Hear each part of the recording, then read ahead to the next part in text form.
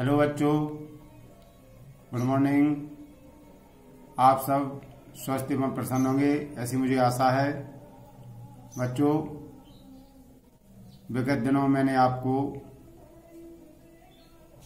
संविधान के बारे में चर्चा की, जिसमें संविधान क्यों और कैसे, जिसमें मैंने आपको विषय प्रवेश, संविधान का अर्थ, परिभाषाएं और ये चर्चा की।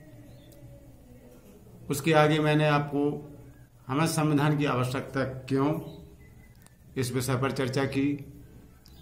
संविधान के विभिन्न बिंदुओं को जो समाहित किया जाता है संविधान में, 4-5 बिंदुओं पर चर्चा की थी। आगे संविधान, भारतीय संविधान के विकास को निम्नलिखित चरणों में विभक्त किया गया था, जिसमें प्रथम चरण, जिसमें 4-5 बिंदुओं पर चर्चा की थी। चौथा, 5वां बिंदु है। छठा, 7वां। इस प्रकार से भारतीय संविधान के जो विभिन्न चरण है उसमें मैंने आपको प्रथम चरण के बारे में चर्चा की थी। अब आज चर्चा करते हैं द्वितीय चरण कैसे शुरू हुआ, उसमें कौन कौन से बिंदु हैं। सन 1858 का भारत अधिनियम। बच्चों, सन 1853 के चार्टर में कंपनी को शासन के लिए क्योंकि किसी निश्चित अवधि के लिए प्राधिकृत नहीं किया गया था, इसलिए किसी भी समय सत्ता का हस्तांतरण ब्रिटिश क्राउन को संसद के द्वारा हस्तांतरित किया जा सकता था। सन 1858 को ब्रिटेन की महारानी विक्टोरिया ने भारत के संबंध में एक महत्वपूर्ण नीतिगत घोषणा की, जिसमें भारतीय प्रजा को साम्राज्य के अन्य भागों में रहने वाली ब्रिटिश प्रजा के समान माना जाएगा तथा भारतीय लोगों के साथ लोक सेवाओं में अपनी शिक्षा, योग्यता तथा विश्वसनीयता के आधार पर स्वतंत्र एवं निष्पक्ष भर्ती में भेदभाव नहीं किया जाएगा।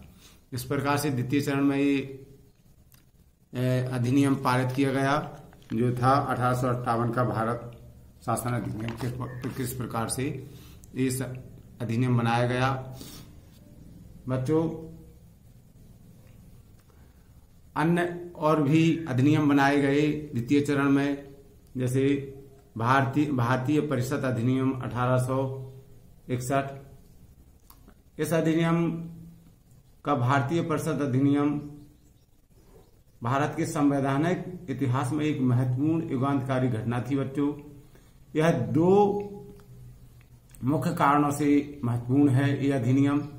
एक तो यह है कि इसने गवर्नर जनरल को अपनी विस्तारित परिषद में भारतीय जनता के जनप्रतिनिधियों को नामजद करने, उन्हें विधायी कार्य से संबद्ध करने का अधिकार दिया गया। दूसरा यह है कि इसने गवर्नर जनरल की परिषद की विधायी शक्तियों का विकेंद्रीकरण कर दिया, अर्थात बंबई और मद्रास की सरकारों को भी विधायी शक्ति प्रदान की गई इस अधिनियम के माध्यम से। बच्चों, अगला तृतीय चरण जो था, शाही उपाधि अधिनियम। द्वितीय चरण के तृतीय जो बिंदु था, शाही उपाधि अधिनियम 1876। इस अधिनियम में निम्न अग्रांकित बातों को शामिल किया गया, जिसमें 28 अप्रैल 1876 को एक घोषणा द्वारा महारानी विक्टोरिया को भारत की साम्राज्ञी घोषित किया गया। इस शाही उपाधि अधिनियम जो 1876 था, इसमें 28 अप्रैल 1876 को एक घोषणा द्वारा महारानी विक्टोरिया को भारत की साम्राज्ञी घोषित किया गया इस शाही अधिनियम के द्वारा।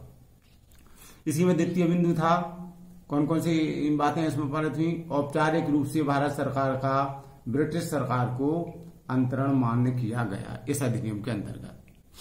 आगे बच्चों, द्वितीय चरण का जो तृतीय पॉइंट था, जिसमें भारतीय परिषद अधिनियम